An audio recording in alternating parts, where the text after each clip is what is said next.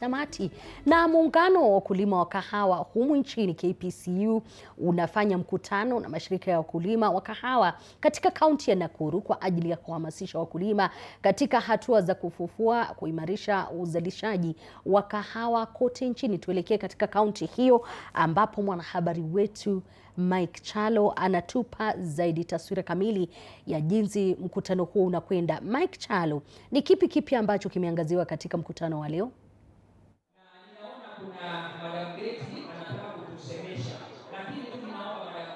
Naam, asante sana Liz Mutuku. Mchana wa leo tuko katika eneo bunge la Bahati hapa katika kaunti ya Nakuru, ambapo wakulima mbalimbali wa kahawa wameweza kukusanyika hapa pamoja na waziri wa kilimo katika kaunti ya Nakuru, ambapo wakulima wa mashirika mbalimbali watakuwa wanahamasishwa kuhusiana na njia mbalimbali za kuweza kuimarisha kilimo cha kahawa hapa katika kaunti ya Nakuru. Na moja kwa moja niweze kuungana na waziri wa kilimo katika kaunti hii.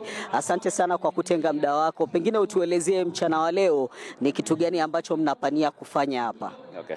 Kwa majina mimi naitwa Leonard Bor, mimi ndio waziri wa kilimo katika jimbo hili la Nakuru, na leo hii tuko hapa na wakulima wa kahawa kwa ile mambo ya sensitization ama kuweza kuhamasisha wakulima jinsi tunaweza kuexpand mambo yetu ya kahawa, kuweza kuongeza zile ekari ambazo sasa tunakuza kwa mambo ya kahawa, tukiwa tuna sensitize kwamba tuweze kupanda kahawa, kwa sababu kahawa ndio dola, kahawa ndio one of the value chains ama ile mmea ambaye sisi kama serikali ya gatuzi ya Nakuru tumeweza kuipatia kipaumbele.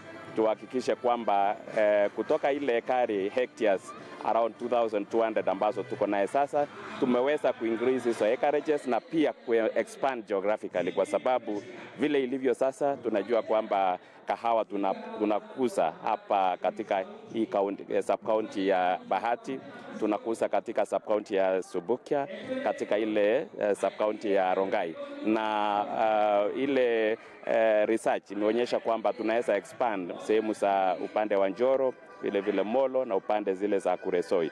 So hiyo ndio mambo sisi tunaendelea kupanga so that wakulima waweze kuhamasishwa, ndio waweze pia kuchukulia maanani upanzi ya mambo ya kahawa. Pengine changamoto iko wapi hapa katika kaunti ya Nakuru katika kilimo cha kahawa ambapo mnapania kunyoosha? Tuseme kama ile sekta yoyote ya mambo ya kilimo, tujue kwamba tunapigana na ile changamoto ya mambo ya climate change, na nafikiria hiyo ndio imeweza pia kupunguza ile production ya mambo ya kahawa. Vile pia competing enterprises, kwa sababu Nakuru hapa niseme tu tumebarikiwa kwamba tuko na crops zile nyingi, tuko na mambo ya avocado, tuko na mambo ya viazi, tuko na mambo ya mahindi. Kwa hivyo pia ile kubalance ama mkulima kuweza kubalance vile atatumia mambo ya kilimo, mambo ya shamba yake, ndio aweze kubalance, tukuwe na kahawa, tukuwe na zile enterprises ambazo zitaweza kutusaidia. Kwa hivyo kahawa ni mmea mmoja ambaye inatupatia alternative cash crop, kwa sababu tukilinganisha na zile mmea zingine, Nakuru we are doing well kwa mambo ya coffee, tea tunafanya vizuri, kwa mambo ya pareto tunafanya vizuri, kwa mambo ya viazi. Kwa hivyo hii inatupatia njia mbadala ama alternative cash crop kwa wakulima wetu katika sehemu hii. Asante sana na kila laheri. Pengine nikiweza kuungana na mwenyekiti wa KPCU, ni muungano wa wakulima wa kahawa. Pengine utuelezee changamoto kubwa ambayo nyinyi kama wakulima wa kahawa mnaipitia ni gani, na kama wakulima wa kahawa ambao mmefika hapa leo, mnahitaji serikali na Wizara ya Kilimo pamoja na Wizara ya Miungano ama ya mashirika iweze kunyosha nini ili muweze kufaidika na kilimo cha kahawa kiweze kuimarishwa hapa nchini? Changamoto sana ya kahawa ni mambo ya farm inputs. Wakulima saa hii wanajaribu kufanya ukulima wa kahawa, ile sasa haina kabisa, na naomba na serikali inajaribu kuingilia hiyo. Sasa ni hizi serikali za county nazo sisaidia na serikali kuu ionyeshe iweze saidia mambo ya farm inputs. Farm inputs bila ikiwa subsidize kama ni gunia moja ya fertilizer iwe na 2000 vile serikali imepeana kwa mahindi, itakuwa sawa. Na kuna hizi zingine za insect pest, na inasumbua wakulima.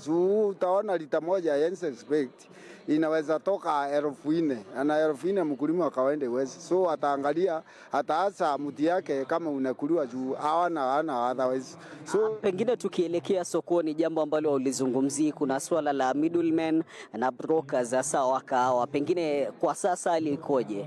Saa hii serikali imesikilia mambo ya marketing sana. Juu imetoa mambo ya brokers wale walikuwa, hata kama unajua saa hii huwezi kuwa marketer na uweze kuwa ununuzi, huwa unafanya mili. Serikali imeweka hiyo mikakati, imekuwa sawa sana. Ile sasa imebaki ni wakulima wapate lakini market sasa iko sawa.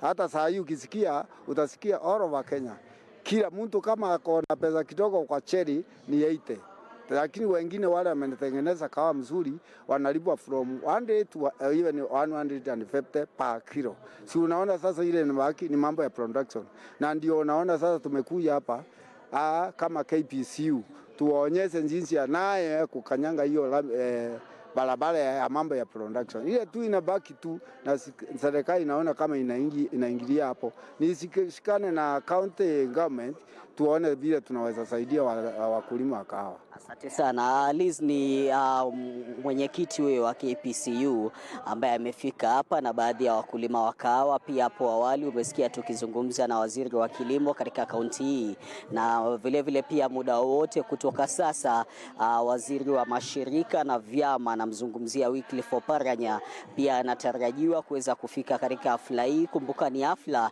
ya kuweza kuhamasisha wakulima wa kahawa ili kuweza kuimarisha kilimo cha kahawa hasa katika kaunti ya Nakuru. Liz. Asante sana Chalo kwa taarifa hiyo, na bila shaka tutakuwa tukifuatilia mengi zaidi kutoka kwako baadaye na pia kwenye taarifa ambazo zinakuja. Lakini kwingine